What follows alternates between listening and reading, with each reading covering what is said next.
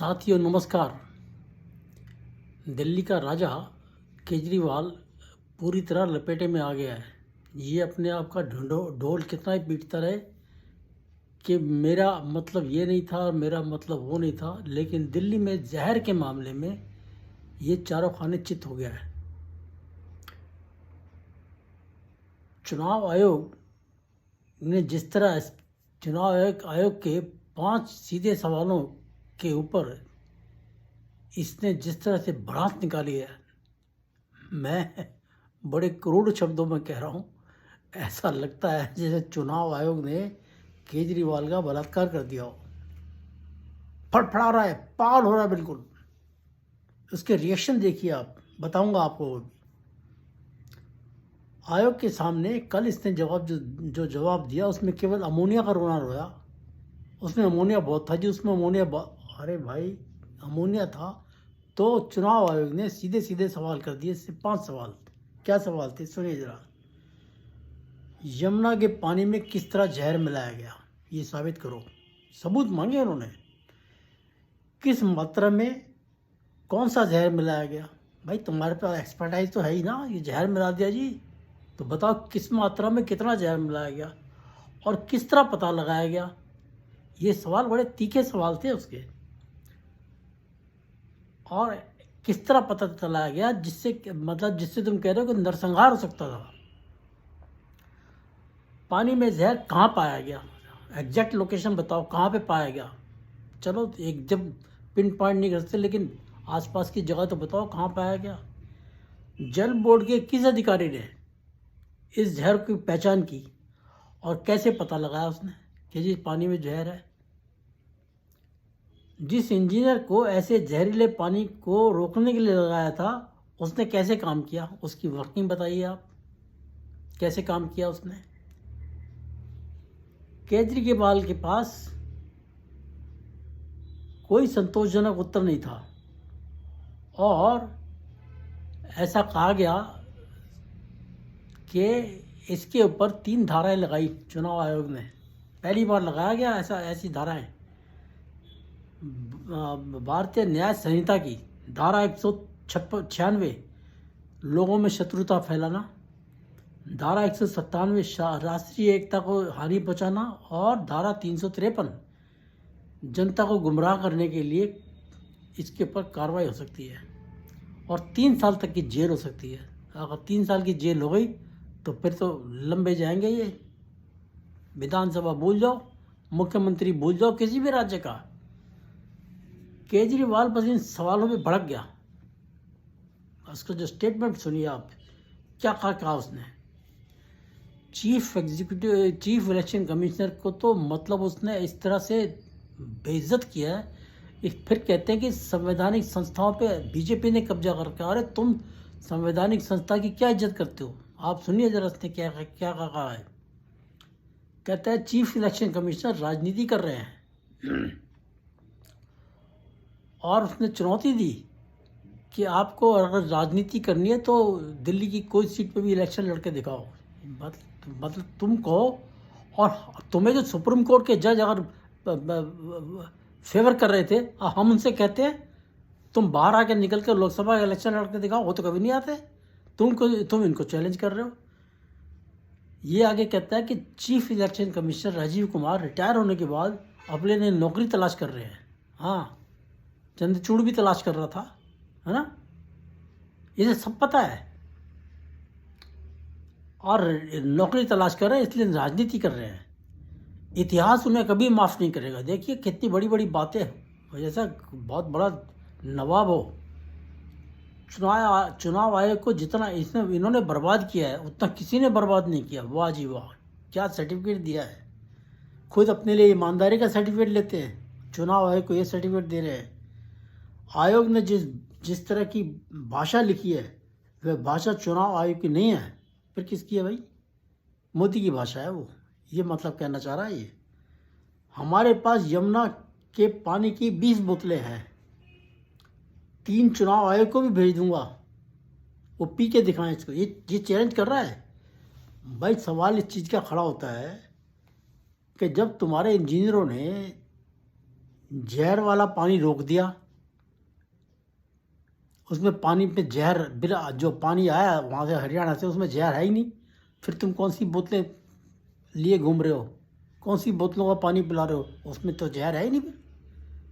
तुम क्या नौटंकी कर रहे हो? और फिर कहता है जी वो जो नायब सिंह सैनी है वो नाटक कर रहा था पानी पीने का जमुना में, और तुमने तो उसका वीडियो भी एडिट करके बकवास दिखा दी। ये केजरीवाल का विलाप ये दिखा रहा है साहब। मैं फिर कह रहा हूँ कि इसका जैसे बलात्कार हो गया हो। आज ये चीफ इलेक्शन कमिश्नर के पास गया, 5 सवालों में किसी का भी इसने सीधा जवाब नहीं दिया। आज दूसरी कहानी गढ़ दी। वो अब वहाँ पे एक ही बात बोलता रहा, सैनी के खिलाफ एक्शन लीजिए, उसको जेल में डालिए, उसको ये कीजिए, उसको वो कीजिए, जबकि इसी मांग रहा है सबूत, और तुम सबूत की जगह राग लाप रहे हो बेकार का। संजय सिंह कहता है जी पंजाब और दिल्ली के सीएम के साथ आयोग में गए थे, उन्होंने बड़ी पेशेंट हियरिंग की और अपने आरोपों के सबूत दिए या नहीं दिए उसके बारे में संजय सिंह ने कुछ नहीं कहा। लेकिन उसने कहा, केजरीवाल ने अपने डिटेल्ड रिप्लाई में बताया कि भाजपा ने जहरीला पानी भेजने के लिए, दिल्ली को जहरीला पानी भेजने के लिए षड्यंत्र किया। मतलब कहानी वहीं घूम फिर के षड्यंत्र। किसी 5 चीज़ों का जो उसने सबूत मांगा चीफ इलेक्शन कमिश्नर, कोई नहीं दिया। सारी कहानी पता क्या है, जो मुझे लगता है कि केजरीवाल इस जहर के मामले में पूरी तरह से फंस गया है। अब देखते हैं, आज तो अभी तो हो सकता है रात तक कोई एक्शन ले ले, लेकिन हरियाणा सरकार ने इसके ऊपर केस दर्ज करा दिया है और 17 फरवरी को सोनीपत कोर्ट ने पेश होने के भी लिए इसको आदेश दे दिए हैं। अब ये भागता फिरेगा कि उस जो केस है उसको रद्द कराओ। कहाँ भागेगा? पहले पंजाब हरियाणा हाई कोर्ट जाएगा, या पहले हो सकता है सेशन कोर्ट जाए, फिर हरियाणा हाई कोर्ट जाएगा, फिर सुप्रीम कोर्ट जाएगा। वहाँ तो अब अभिषेक मनु सिंघवी को कैसे ले जाएगा? अब तो फ्री का पैसा है नहीं फ्री फीस देने के लिए, तो दिल्ली सरकार से भर भर के उसके घर भर रहा था। अब क्या करेगा? कोई बात नहीं, फिर भी जाएगा ही जरूर, ये सुप्रीम कोर्ट तक जाएगा, किसी और को ले जाएगा। अब आप देखिए 2014 में इसने एक इलेक्शन स्पीच दी थी सुल्तानपुर में। उसमें इसने कहा था कि जो कांग्रेस को वोट देगा वो मेरा मानना होगा देश के साथ गद्दारी होगी, ये शब्द थे इसके। जो भाजपा को वोट देगा उसे खुदा भी माफ़ नहीं करेगा, ये शब्द थे इसके। अब इन शब्दों के लिए किसी ने उसके ऊपर जो चुनाव संहिता है उसके अंदर इसके ऊपर केस लगा दिया 2014 में, जब ये चीफ मिनिस्टर नहीं था, अब ऑर्डिनरी नेता था ये। अब वो केस लगा दिया तो केस अभी तक चल रहा है, केस अभी तक मूव ही नहीं किया है। उसको जो समन गए उनको रोकने के लिए हाई कोर्ट गया, यहाँ गया, वहाँ गया, सुप्रीम कोर्ट ने 1 मई 2023 को उसको स्टे कर दिया। अब आप जिनकी नजाकत देखिए सुप्रीम कोर्ट की, वो स्टे कर दिया और उसके बाद केस गंगा पानी में बह गया, चुप बैठ गए, कोई मतलब ही नहीं सुनवाई करने के लिए। मतलब अभी ट्रायल कोर्ट में केस नहीं शुरू हुआ, आप समझ लीजिए 2014 से लेके 2025 11 साल में कब केस चालू होगा, कब फैसला होगा, फिर हाई कोर्ट जाएगी अपील, अगर सजा हो गई तो फिर हाई कोर्ट से सुप्रीम कोर्ट आएगी। This is the bloody nonsense of judiciary, हम वी आर फेसिंग इट। अगर तुमने स्टे किया तुम फैसला करो उसके ऊपर, क्यों नहीं फैसला करते हो? नहीं, फैसला नहीं करेंगे। और अगर ताहिर हुसैन पे अगर 5 महीने तक 5 साल तक केस ख़त्म नहीं हुआ तो वो एहसानुद्दीन पूछ रहे हैं तुमने 5 साल तक केस फैसला क्यों नहीं किया? ये है सुप्रीम कोर्ट के जजों के दिमाग। किसी के लिए कुछ कर देते हैं, किसी के लिए कुछ कर देते हैं। तो ये आप देखिए केजरीवाल का वो केस इतने समय से लटका हुआ और इसको भी सुप्रीम कोर्ट में जो स्टे कराया वो अभिषेक मनु सिंघवी ने कराया। आप सोचिए, अभिषेक मनु सिंघवी को फीस दे रहा दिल्ली के एज चीफ मिनिस्टर। क्यों भाई? जब तुम उस वक्त चीफ मिनिस्टर थे ही नहीं तो तुम्हारे केस लड़ने के पैसे दिल्ली सरकार क्यों देगी? तुम अपना इंडिविजुअल खर्चा करो, लेकिन नहीं, पैसा सरकार से जा रहा था। अभी थोड़े दिन पहले इसने 21 जनवरी को यही भाषा, वैसी भाषा, जहरीली भाषा फिर बोली है। इसने कहा है बीजेपी वाले आपको, पब्लिक को बता रहा है, बीजेपी वाले आपको राक्षसों की तरह निगल जाएंगे। ये भाषा है इसकी। मतलब पहले तो जो मर्जी बक दो, उसके बाद कोर्ट में लड़ते रहो कि जी ये बात गलत है और वो बात गलत है, इसको केस को ख़त्म करो और हमने हमारा मतलब ये है तमाशा। वही काम राहुल गांधी कर रहा है।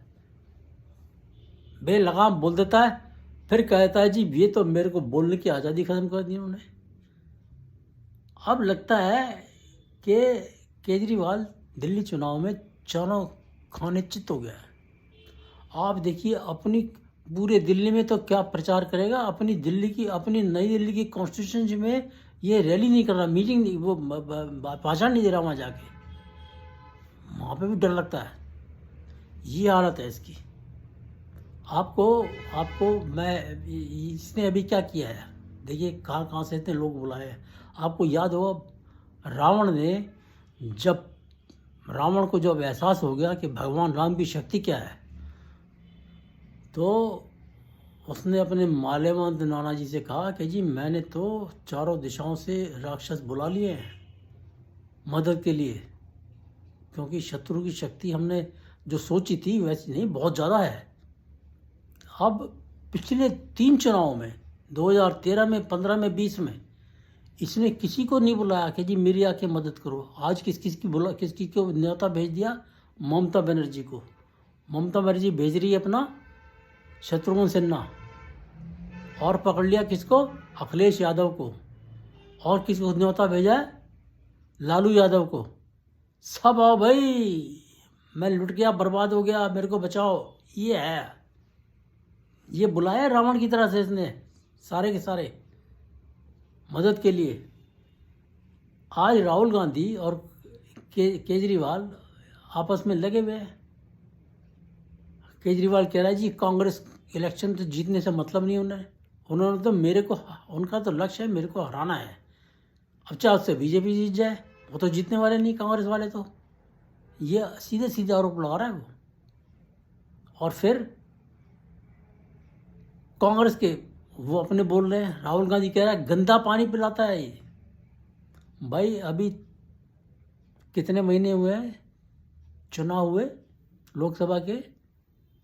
जून में, जुलाई, अगस्त, सितंबर, अक्टूबर, नवंबर, दिसंबर, जनवरी, 6-7 महीने तो हुए हैं। उस वक्त तो तुम गलवैयाँ कर रहे थे दिल्ली के अंदर, उसके साथ गठजोड़ किया हुआ था तुमने।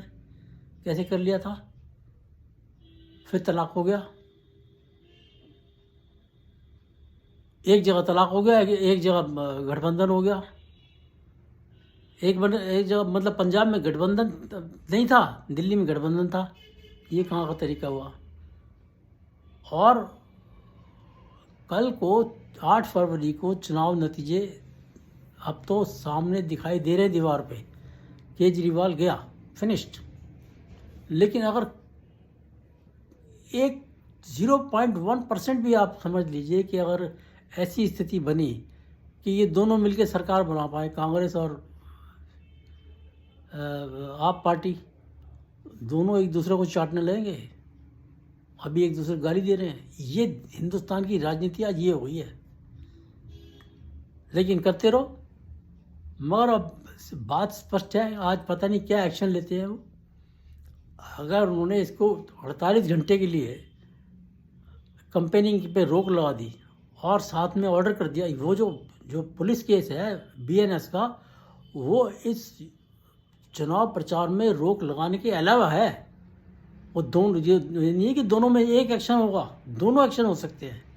तो अगर उन्होंने वो भी कर दिया कि जी इलेक्शन कमिश्नर गुमराह किया, इसने झूठ बोला, जो सबूत मांगे सबूत नहीं दिए, तो फिर ये सीधा सुप्रीम कोर्ट भागेगा,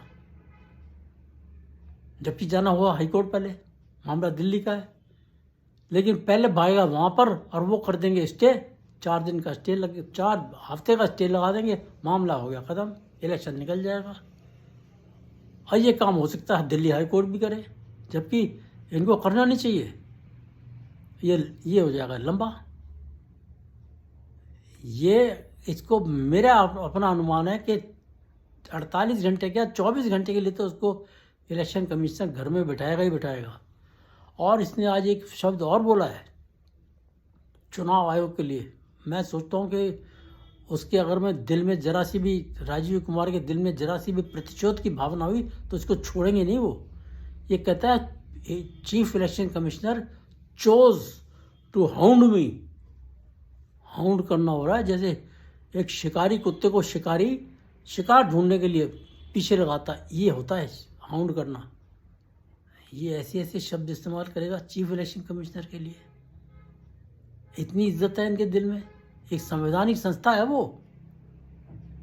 और नोबडी नोज जितनी शक्ति, मैं तो कहता हूँ मेरे मन में ये एक ख्याल है कि अभी राजीव कुमार ने बहुत शक्ति नहीं दिखाई थी चुनाव में, और कोई ऐसा सख्त चीफ इलेक्शन कमिश्नर आ गया जैसा शेषन जैसा था, भगवान करे को ऐसा शेषन जैसा सी बने तो इन सब की ऐसी तैसी कर देगा वो।